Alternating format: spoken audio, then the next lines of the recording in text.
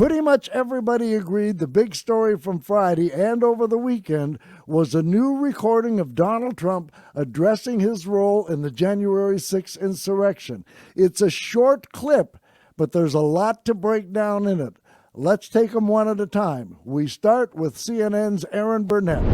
Tonight, exclusive new audio into Outfront of former President Donald Trump saying that he would have been, quote, very well received by the people rioting at the Capitol on January 6th. Take a listen to this. But if you look at the real size of that crowd, it was never reported correctly. It's the biggest crowd I've ever spoken in front of by far. Really? By far. That went back to the Washington Monument. Now remember, this recording was done back in March of 2021, just 2 months after the insurrection. The horror of that day was still pretty fresh on everyone's minds, but not Trump's. When Jonathan Karl asked him about January 6th, what was the first thing that popped into his otherwise empty head and mind?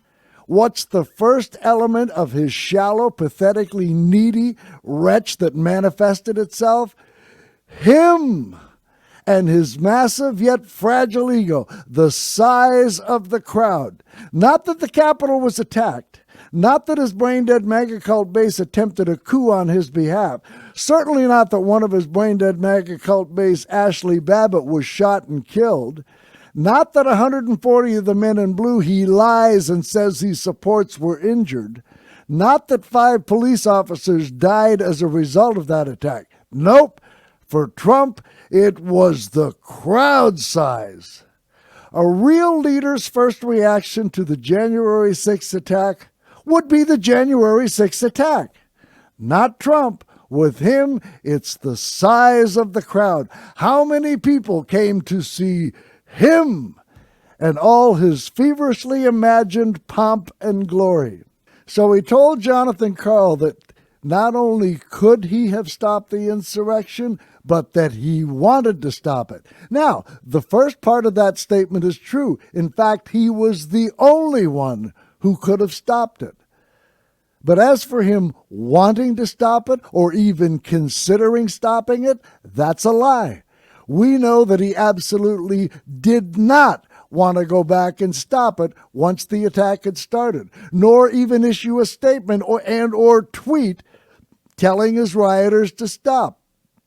He was begged by even members of his own family, including his daughter-wife Ivanka, and the Fair and Balanced nighttime host on Fox News. They all begged him to do something, to say something, to tweet something, anything. He did nothing for 187 minutes except watch it on TV and enjoy it. Probably went through a half a box of Kleenex in the process. But as Cassidy Hutchinson testified under oath to the January 6th Select Committee, Mark Meadows told her Trump didn't want to do anything to stop the attack. Again, he was enjoying it and even commented on how many people were fighting for him, which we real-world dwellers didn't have to hear in the form of sworn testimony to realize that was a reality.